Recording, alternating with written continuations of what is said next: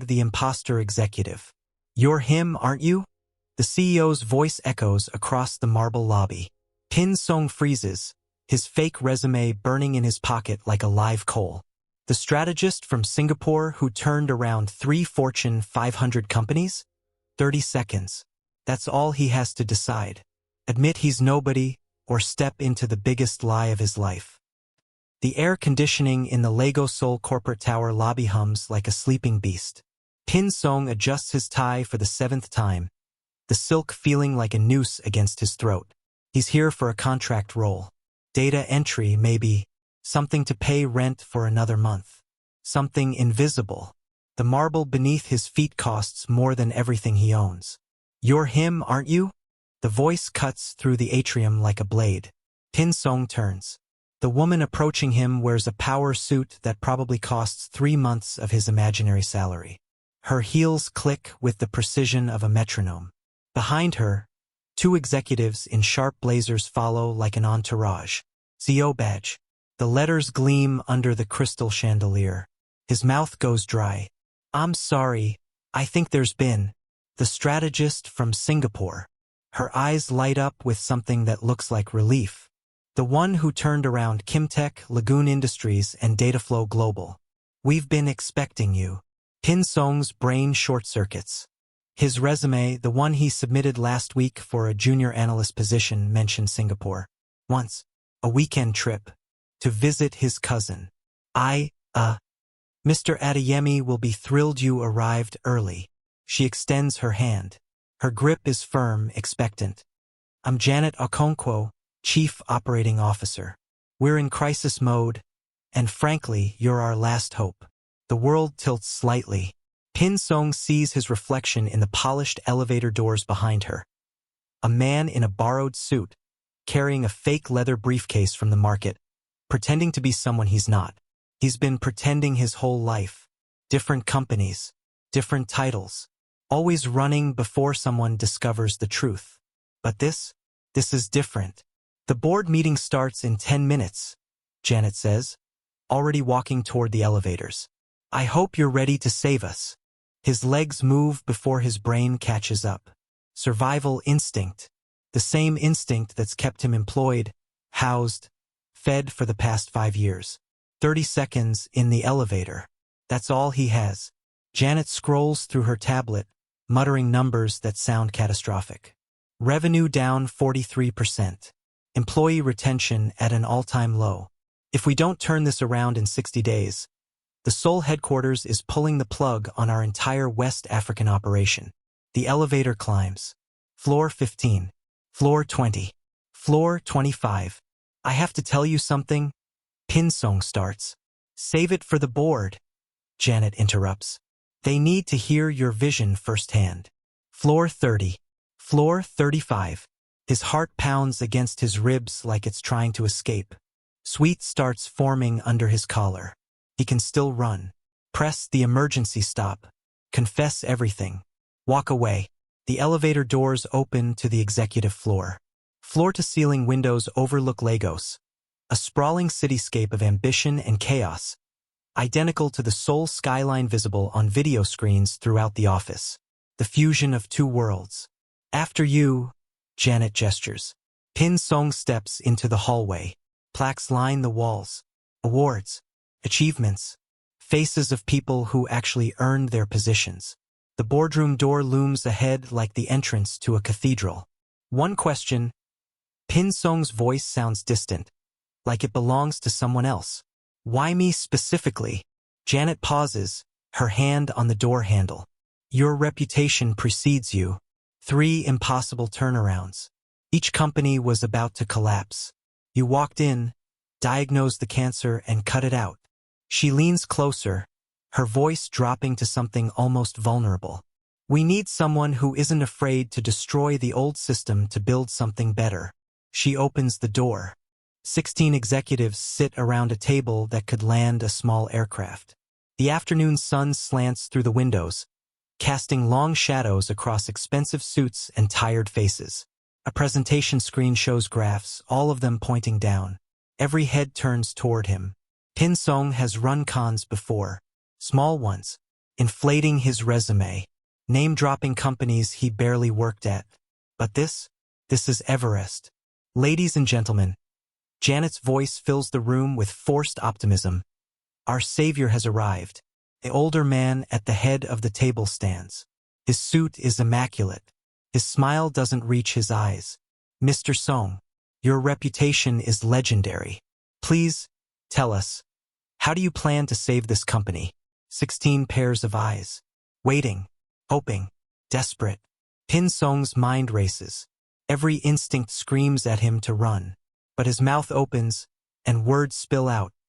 Smooth, confident, utterly improvised. The problem isn't your revenue model. His voice steadies as he walks to the presentation screen, touching it like he owns it. The problem is trust. Silence.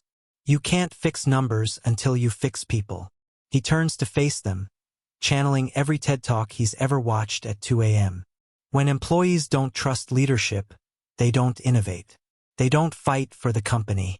They survive. A woman in the corner leans forward. Go on. I need 3 things. Full access to all departments. Direct communication with staff at every level. And 60 days of complete operational freedom. The older man, his badge reads Executive Director Park, steeples his fingers. That's unprecedented. So is a 43% revenue decline. Pin Seong fires back. The room erupts in murmurs. Pin Seong's heart hammers so hard he's certain everyone can hear it. But his face remains calm, confident. The mask he's worn for so long it feels like skin. Director Park's eyes narrow. There's something calculating in his expression. Something cold. We'll vote, he announces. Hands rise around the table. 10, 12, 14. Motion passes, Janet declares. Mr. Seong, welcome to your new role as Acting Strategy Director. Your office is ready. The meeting dissolves. Executives shake his hand. Their grips are firm, their smiles genuine. They believe in him. Pin Seong feels like he's swallowed broken glass. Before we continue with Pin Seong's journey from con artist to accidental hero, smash that subscribe button and turn on notifications. This story is about to get wild. Drop a comment below. Have you ever pretended to be someone you're not? Let's hear your stories. The office they give him could house a family of 4. Floor-to-ceiling windows. A desk made of what looks like actual mahogany. A couch that probably costs more than his annual salary at any real job he's ever had. Pin Seong closes the door, leans against it, slides down until he's sitting on imported Italian tile. His phone buzzes. A text from his roommate. Dude, did you get the contract gig? He stares at it. Types. Something like that. A knock at the door. Pin Seong scrambles to his feet, straightening his tie. A young woman enters, early 20s, carrying a tablet and wearing an expression of pure admiration. Mr. Seong, I'm Amara, your executive assistant. She hands him the tablet. Your schedule for the week. Also, HR needs your signature on the employment contract. The salary is, well, it's quite generous. Pin Seong glances at the number. His vision blurs. That's not a salary. That's a lottery winning. Is this monthly? He hears himself ask. Amara laughs. Weekly base, plus performance bonuses, stock options, and executive benefits. She tilts her head. Is something wrong? We can negotiate higher if you'd like. No, this is fine. She leaves. Pin Seong collapses into the leather chair behind his desk. It sighs beneath him like it's welcoming him home. Through the window, Lagos stretches endlessly. On the wall-mounted screen, a live feed shows Seoul's nighttime skyline. 2 cities, 1 company, 1 massive lie. His first week passes in a blur of meetings he doesn't understand. Using jargon he googles under the table, nodding sagely while his brain screams in panic. But something strange happens. People listen to him. When he suggests reviewing operational inefficiencies, a phrase he learned from a YouTube video, department heads scramble to compile reports. When he asks to meet with staff directly, because he genuinely has no idea what anyone does, managers praise his hands-on approach. The imposter syndrome should be crushing him. Instead, he starts to enjoy it. The second week, he gets invited to executive lunches. Real ones. At restaurants where the menu doesn't list prices. He learns to nod thoughtfully while people discuss quarterly projections. He masters the art of asking vague questions that sound profound. "What do you think is the root cause?" becomes his favorite phrase. It makes people explain things to him while believing he's testing their understanding. By week 3, junior staff start approaching him in hallways, in elevators, during coffee breaks. A young developer named Chitty corners him near the vending machines. "Mr. Seong, can I talk to you?" Off the record. The fluorescent lights hum overhead. Chitty's eyes dart around like he's checking for surveillance. "Of course," Pin Seong says, defaulting to the confident tone he's perfected. "It's the promotion cycle." Chitty's voice drops to a whisper. "I've been here 5 years. Top performer every quarter. But I keep getting passed over. And it's not just me. There are dozens of us. Talented people who can't seem to move up no matter what we do." Pin Seong's instinct is to deflect, to promise vague, looking into it responses. But something in Chitty's expression stops him. Desperation. Real, human desperation. "Do you have documentation?" Pin Seong asks. Chitty's eyes widen. You believe me?" "I'm not here to maintain the status quo," Pin Seong says, surprised by the conviction in his own voice. "Bring me everything you have." That afternoon, Chitty returns with a folder. Inside, performance reviews, promotion applications, email chains. A pattern emerges, clear, damning, systematic. High performers repeatedly denied advancement. Always with vague justifications. Always approved by the same signature. Executive Director Park. Pin Seong's blood runs cold. That night, he stays late in his office, spreading documents across his massive desk. The city lights outside blur into streaks as he connects dots he wishes would stay scattered. Park isn't just blocking promotions. He's controlling them, keeping talented people suppressed, promoting only those loyal to him, creating a shadow hierarchy within the company. It's brilliant. Evil but brilliant. Pin Seong's phone buzzes. Unknown number. "We need to talk." The text reads, "Coffee tomorrow. 7 a.m. Bella's Cafe. Come alone." Folake. He doesn't know anyone named Folake. He goes anyway. The cafe smells like roasted beans and desperation. Pin Seong arrives early, scanning the room like a spy in a bad movie. His hand shakes slightly as he orders an espresso he won't drink. "Mr. Seong." The woman sliding into the seat across from him wears business casual and an expression of carefully controlled fury. Her name tag from the office reads, Folake Adebayo, HR Director. "You're making waves," she says without preamble. "People are talking, hoping. That's dangerous. I'm just doing my job. Your job is to fix revenue, not to dismantle power structures that have existed for years." She leans forward. "Do you know why the company is really failing?" Pin Seong stays silent. Because Park and his people have been bleeding it dry, suppressing talent, blocking innovation, hoarding bonuses and contracts for their inner circle. Her voice is barely above a whisper, but it cuts like wire. And anyone who's tried to expose it has been quietly removed. "Why are you telling me this?" Folake's laugh is bitter. "Because you're either stupid enough or brave enough to actually fight back. And because I have a daughter starting university next year. I need this company to survive." She slides a thumb drive across the table. "Everything I've collected over 3 years. Salary suppression, contract manipulation, fraudulent expense reports. But it's not enough. We need someone with executive access to get the financial records only Park controls." Pin Seong stares at the thumb drive like it's a live grenade. "Why me?" he asks again. "Because you're not part of the old system. You're not afraid of Park." She pauses. "Or maybe you should be." After she leaves, Pin Seong sits in the cafe for another hour, the thumb drive burning a hole in his pocket. He could ignore this, keep playing the role, collect his absurd salary. Resign in 6 months with a golden paracrase and a reference letter from a Fortune 500 company. He could survive. He's always survived.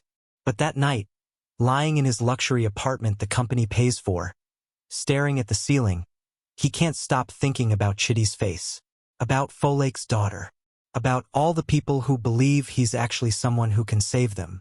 The con has become real, and he has no idea how to handle it. The next morning, Pin Seong arrives at the office at 6 a.m. The building is silent except for the hum of servers and the whisper of early morning cleaners. He accesses the shared drive. His new executive credentials open doors he shouldn't be able to see. What he finds makes his stomach turn. Salary data, promotion records, contract allocations, all of it filtered through Park's approval. All of it systematically biased toward a small group of loyalists. But there's more. Budget transfers. Money moving between departments in ways that make no sense. Revenue being redirected. Not stolen exactly, but controlled. Manipulated. Park isn't just corrupt. He's running a shadow company within the company. Pin Seong screenshots everything. His hands shake so badly he has to steady his phone against the desk. A sound behind him. He spins. Director Park stands in the doorway, backlit by the hallway fluorescence. His expression is pleasant. Friendly even. Early bird, Park says, his accent a perfect blend of Korean and Nigerian English. I appreciate dedication. Pin Seong's mouth goes dry. His screen is still displaying the financial records. Park walks closer, glances at the monitor. His smile doesn't waver. Finding everything you need? Just reviewing departmental budgets. Pin Seong manages. Of course. Park perches on the edge of the desk, casual, unthreatening. You know, I was skeptical about hiring you. A young strategist with a big reputation. I thought you might be all flash, no substance. Pin Seong forces himself to meet Park's eyes. But I'm impressed, Park continues. You're asking good questions, making people feel heard. That's valuable. He pauses. As long as you remember who really runs this company. The threat hangs in the air like smoke. I work for the company's success, Pin Seong says carefully. Good, because success can be defined many ways. Park stands, adjusting his cufflinks. There's a board meeting next week. Big decisions. I'd hate to see you on the wrong side of those decisions. He leaves. Pin Seong exhales shakily. He's in over his head, drowning in waters he doesn't understand, pretending to swim. That evening, he drafts a resignation letter. Professional, vague about reasons, effective immediately. His finger hovers over the send button. Through his office window, he can see the open floor plan below.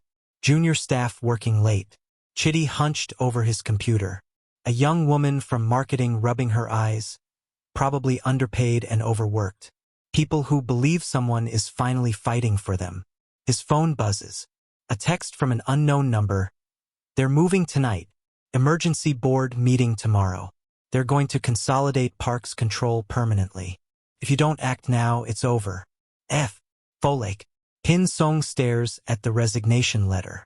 At the people below. At his reflection in the darkening window. For the first time in his life, running seems worse than staying. He deletes the email. Opens his contacts. Calls Folake. I'm in, he says when she answers. Tell me what we need to do. We need proof he can't deny. And we need allies. Her voice carries a hint of something he hasn't heard before. Hope. Can you get into the executive financial server? I think so. Then we have a chance. Meet me at my office. Bring Chitty. We're going to need his tech skills. Pin Seong makes 3 more calls. Chitty. A financial analyst named Yejin who's been asking too many questions. And a creative intern named Tabena who has a reputation for being fearless and slightly unhinged. They meet in Folake's office at 10 p.m. The building is nearly empty. The city lights outside cast strange shadows across their faces. This is insane, Yejin says, pacing. If we're wrong, we're all fired. If we're right, we're probably still fired. I'm already planning my LinkedIn update, Tabena jokes, but his hands are shaking. Chitty connects his laptop to the network. I can get past the first two security layers, but the financial server requires biometric authentication. Everyone looks at Pin Seong. I have executive access, he says quietly. I can get us in. Then let's move, Folake says. We have maybe 4 hours before security does their rounds. They work through the night. Chitty navigates firewalls while Pin Seong provides authentication. Yejin cross-references financial data with performance records. Tabena documents everything with his phone camera, creating a visual trail. By 3 a.m. they have it. All of it. Proof that Park has been systematically suppressing salaries for non-loyalists, redirecting bonuses to his inner circle, blocking promotions based on political loyalty, manipulating department budgets to maintain control, creating a power structure that makes him effectively untouchable. This is enough to destroy him, Yejin whispers. Or get us destroyed, Chitty counters. Pin Seong stares at the compiled evidence on the screen. Numbers, emails, patterns of corruption so clear they're almost artistic. His phone vibrates. Janet, the COO. Emergency board meeting. 9 a.m. Park is calling for a vote to restructure executive authority. Attendance mandatory. It's 3:47 a.m. They have 5 hours. We present this at the meeting, Pin Seong decides. They'll shut you down before you can start, Folake warns. Park controls half the board. Then I'll make it impossible for them to ignore. Tabena grins. I like this guy. He's either brilliant or suicidal. Both probably. Pin Seong mutters. They spend the remaining hours compiling everything into a presentation. Charts, graphs, email screenshots, financial discrepancies highlighted in red.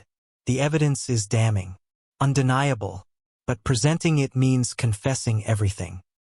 If you're enjoying this story, hit that like button and drop a comment with your prediction. Will Pin Seong pull this off or crash and burn?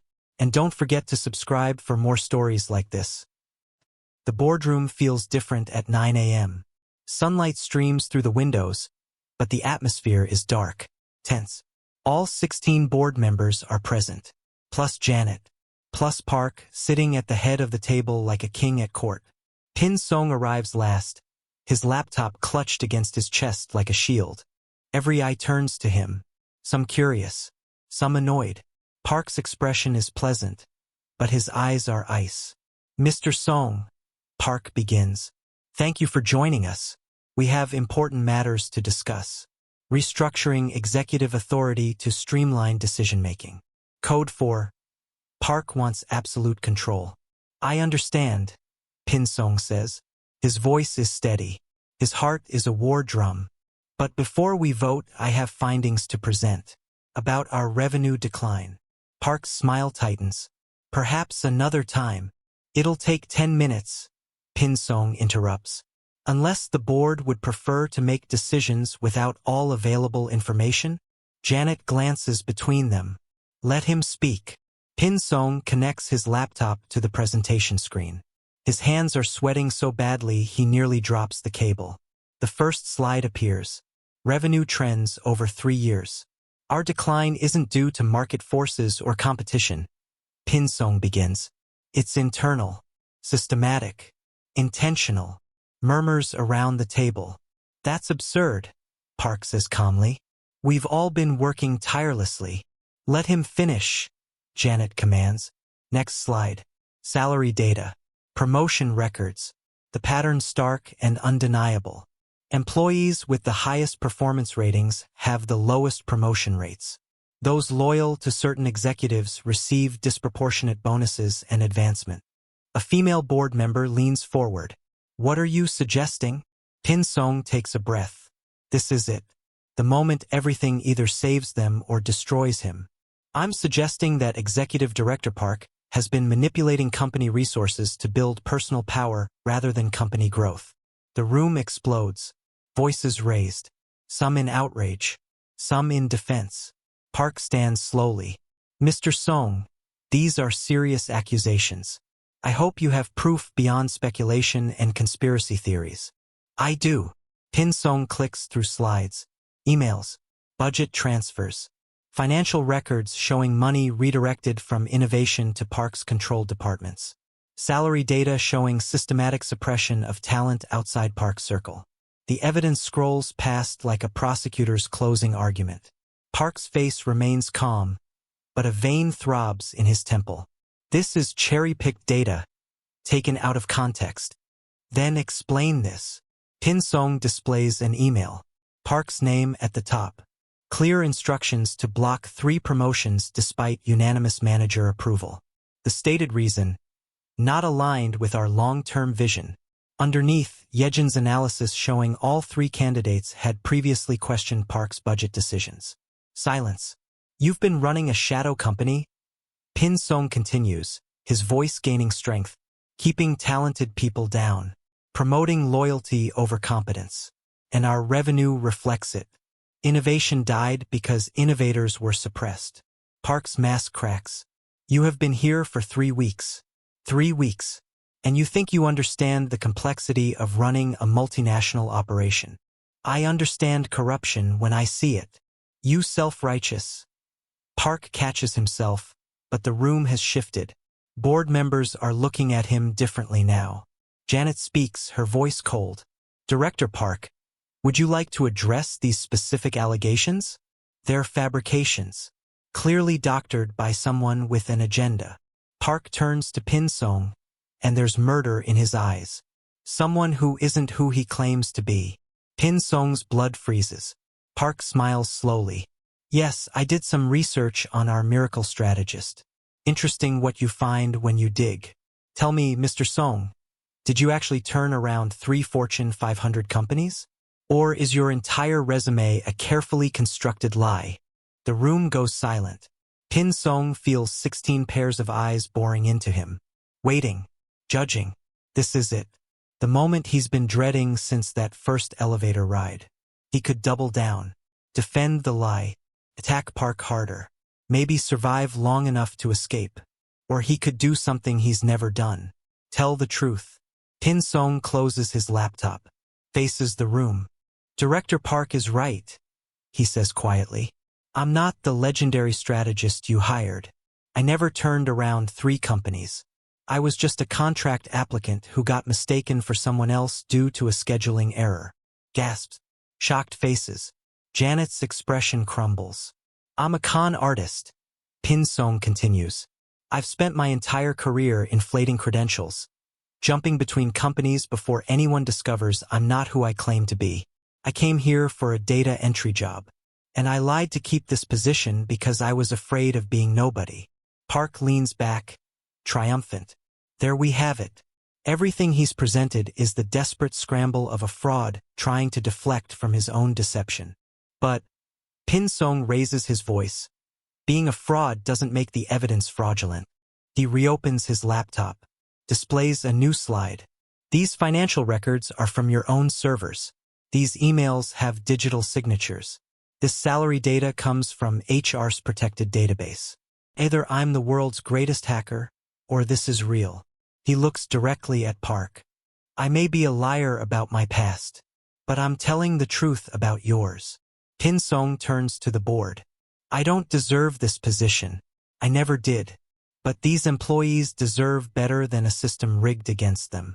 And if exposing that means exposing myself, then that's a trade I'm willing to make.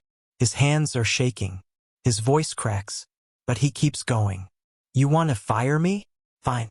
You want to prosecute me for fraud? I understand. But before you do, investigate these allegations. Not because you trust me. I've proven you shouldn't. But because you owe it to every honest employee in this company to know if their leaders are stealing their futures. He unplugs his laptop, walks toward the door. Mr. Seong, wait. Janet's voice stops him. She's standing now, looking at the board. Everything he just said about himself may be true, but I've watched him these past 3 weeks. He's done more to understand our staff's actual problems than any executive has in years. She points at the screen. And unless someone can explain away these financial records, we have a bigger problem than one fraudulent hire. A board member Pin Seong doesn't recognize speaks up. I move to suspend Director Park pending a full investigation. Second, another voice calls. Park's face goes purple. This is a coup. A witch hunt led by a proven liar. Vote, Janet commands. Hands rise. 7, 9, 12. Motion passes, Janet announces. Director Park, you're suspended effective immediately. Security will escort you from the building. Park stares at Pin Seong with pure hatred. You think you've won? You've destroyed yourself. No company will ever hire you after this. I know, Pin Seong says, and he does. His career, his fake career, is over. But somehow it feels like the first honest thing he's ever done. Security arrives. Park leaves, still protesting. His voice echoing down the hallway until it fades to nothing. The board sits in stunned silence. Janet turns to Pin Seong. You should probably leave too. We need to discuss everything. Pin Seong nods, walks out. In the hallway, he nearly collides with Chitty, Yejin, Folake, and Tabena. They've been listening from outside. That was insane, Tabena whispers. That was brave, Folake corrects. That was career suicide. Yejin adds, but she's smiling. Chitty just shakes his hand. Thank you. Pin Seong returns to his office, probably not his office for much longer, and collapses into his chair. The city sprawls below him. Seoul glows on the screen. He's done. Exposed. Ruined. But he's also free. His phone buzzes. Unknown number. Come back to the boardroom. Janet. They're all still there. 16 board members. Coffee cups refilled. Expressions unreadable. Janet gestures to a seat. Pin Seong sits, feeling like a defendant awaiting sentencing. We've discussed your situation, Janet begins. The fraud, the deception, the ethical violations. Pin Seong nods. I understand. I'll clear my office. We've also discussed your results, she interrupts. In 3 weeks, you've identified the core problem destroying this company. You've built trust with staff across all levels.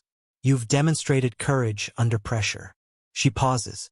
You've done what we hired you to do, regardless of whether you were qualified. I don't understand. Older board member speaks. We're facing a crisis. Park suspension will trigger investigations, restructuring, chaos. We need leadership that employees trust, that they believe in. And apparently, Janet adds drilly, they believe in you. We've received 47 emails in the past hour from staff supporting you. Pin Seong blinks. What? Tabena probably sent a company-wide email. That kid is fearless. We're offering you a choice, Janet says. Walk away with a severance package and a promise we won't pursue legal action for your fraudulent credentials. Or stay and help us rebuild. Stay as what? Interim Strategy Director. Real title. Real authority. With conditions. Pin Seong waits. No more lies. You attend executive training. You work with a mentor. You earn this position properly. Janet's expression softens slightly. You showed today that character matters more than credentials. We're willing to invest in developing the former if you'll work on developing the latter. Pin Seong stares at her. At the board. At faces that should be condemning him but instead look hopeful? Why? He asks. Why give me a second chance? Janet smiles. Because second chances are what this entire company needs right now. Might as well start at the top. Before we wrap this up, if the story moved you, do me a favor, subscribe, smash that notification bell, and share this with someone who needs to hear it. Your support keeps these stories coming. Now let's see how Pin Seong's journey ends. The next 3 months are brutal. Pin Seong attends leadership courses, works with a business mentor, a retired CEO who doesn't tolerate bullshit, studies strategy, finance, operations, actually learns what he's been pretending to know. It's humbling, exhausting, real. The investigation into Park uncovers more than anyone expected. Not just salary manipulation, but embezzlement, contract fraud, kickbacks from vendors. 7 executives are removed. The company hemorrhages leadership, which means Pin Seong, still learning, still growing, has to step up. He implements Folek's HR reforms, restructures the promotion system to emphasize merit over loyalty, works with Yejin to create transparent budget allocation. Chitty gets promoted to senior developer, leads an innovation team that develops 3 new products in 2 months. Tabena becomes the youngest marketing director in company history. His first campaign goes viral, featuring real employees telling real stories about company transformation. Revenue starts climbing, slowly at first, then faster. Employees stop looking over their shoulders, start innovating, creating, believing. 6 months after the boardroom confrontation, the company hits its highest quarterly revenue in 5 years. Janet calls Pin Seong into her office. Her expression is unreadable. "The board met this morning," she says. Pin Seong's stomach clenches. "Here it comes. The other shoe. We voted to remove the interim from your title. Your strategy director now. Permanently." Pin Seong can't speak. "We also voted to offer you a seat on the board. You've earned it." Janet slides a contract across her desk. "This is who you are now, not who you pretended to be. The real you." That night, Pin Seong stands in his office, his real office earned through actual work, looking out at Lagos and Seoul. His phone buzzes. "Folek. Drinks tomorrow? We're celebrating." "Chitty. Boss. Check the latest user metrics. We're crushing it." "Tabena. Just got interview requests from 3 business podcasts. They want the imposter who became real story. Should I book them?" "Yejin. Department meeting at 10 a.m. Bring your A game. We're planning Q4 expansion." Messages from his team. His real team. Pin Seong thinks about the man who walked into this building 7 months ago. Desperate. Drifting. Terrified of being nobody. That man was right to be afraid. Because becoming somebody real is infinitely harder than pretending. But it's also infinitely more worth it. He pulls out his phone. Opens a voice memo. "Note to self," he says quietly. "I spent my entire life pretending to be important. Lying about achievements I never earned. Running from the truth because I thought it would destroy me." He pauses, looking at his reflection in the window. A man he's finally starting to recognize. Turns out the truth did destroy me. Destroyed the imposter, the con artist, the fraud. The city lights blur slightly. His eyes are wet, but he's smiling. And from that destruction, something real emerged. Someone real. Not perfect. Not legendary. Just honest and trying. He saves the memo. Sends it to his mother, who still doesn't quite understand his job but is proud anyway. Then he pulls up a blank document on his computer. Title: Lessons from an Imposter. A True Story. He starts typing. The moment you stop pretending to be someone you're not is the moment you become who you're meant to be. Outside, Lagos never sleeps. Seoul awakens across the ocean. 2 cities. 1 company. 1 man who learned that the hardest person to be honest with is yourself. But once you start, everything changes. Pin Seong works late into the night, writing. Not crafting lies or polishing his fake resume. Writing the truth. His truth. The story of a con artist who became a leader by first becoming honest. Around 2 a.m., Janet emails him, "Go home. Sleep. Tomorrow's another battle." He smiles, replies, 5 more minutes. But he works for another hour. Because for the first time in his life, he's not trying to fake it until he makes it. He's already made it. By being brave enough to fail, humble enough to learn, and honest enough to admit he never had all the answers. His office light glows in the tower.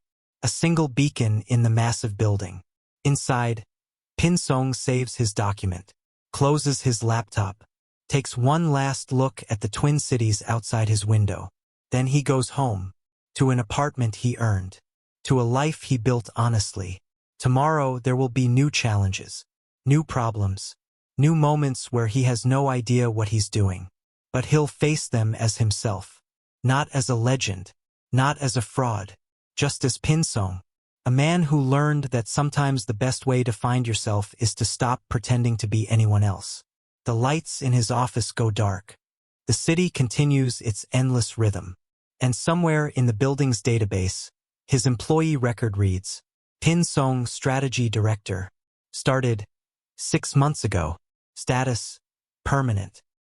Unconventional hiring. Exceptional results. Recommended for future leadership development.